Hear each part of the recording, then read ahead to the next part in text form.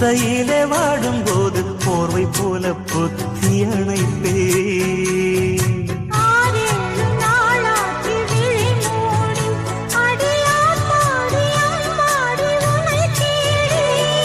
நீதானே மானே என் இளஞ்சோ